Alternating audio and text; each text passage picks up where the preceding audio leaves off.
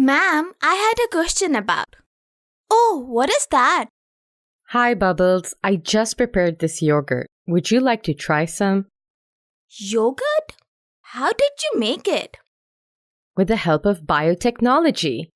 I added some bacteria to the milk and they made yogurt. But how? And what is biotechnology? Biotechnology is the use of biological processes, systems, or organisms to produce substances that are useful to humans. Although the term biotechnology is new, practice is quite old. Humans have used microorganisms for thousands of years to make different things like cheese, bread, and yogurt. But how did they know how to do this? Well, in ancient times, humans used biotechnology without understanding how it works. Farmers would selectively breed crops like rice, wheat, and maize.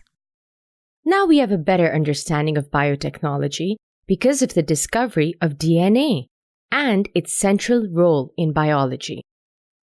DNA is a genetic code that every cell of almost every living thing has, and that determines all the characteristics of that organism. DNA exists in cells in the form of long-chained molecules. It is made up of two strands shaped like a twisted ladder. Because of this shape, we call it a double helix. Each DNA molecule is packaged into a tightly coiled, thread-like structure called a chromosome. Look at this cell. It is about to undergo cell division. Did you know that after cell division, both the parent and daughter cells have the same number of chromosomes? How? Before mitosis or cell division, the DNA replicates. It makes a copy of itself. This process ensures that each daughter cell will have a complete set of DNA strands. The process of making identical copies of a DNA double helix using DNA as a template is called DNA replication. Let's take a closer look at how a DNA strand replicates. DNA looks like two strands twisted together. The first step in DNA replication is to unwind these two strands. An enzyme is used to unwind the double helix structure and pull apart the two strands of DNA.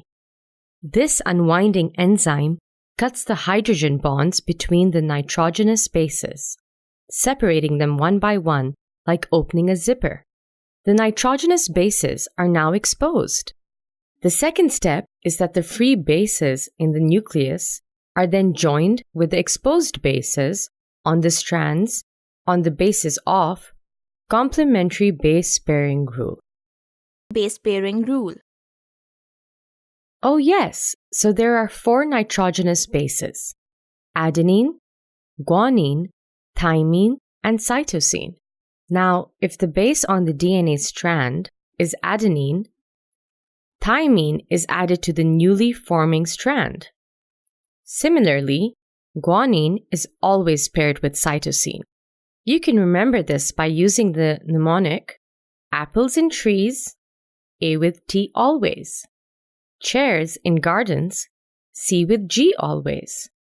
So the new base pairs are joined together by an enzyme to form a new daughter strand. In the final step, the gaps in the replicated strands are joined together by another enzyme. Notice that bases A, C, C, T, T, G, C produce a strand with the complementary bases T, G, G, A, A, C, G. The result of DNA replication is 2 identical DNA molecules. Each DNA molecule resulting from replication has 1 old strand and 1 new strand. This is called semi-conservative replication. DNA is very important for biotechnology. A strain of crop was bred with another strain that had desirable characteristics like bigger grain or pest resistance. They didn't know it then, but they were applying biotechnology. Let's summarize.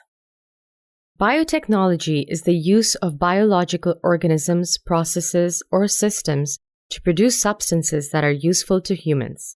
DNA replication is the process of making identical copies of DNA double helix, using existing DNA as a template for making new DNA strands. Here's how the replication occurs. First of all, an enzyme unwinds the double helix structure, separating the strands and exposing base pairs.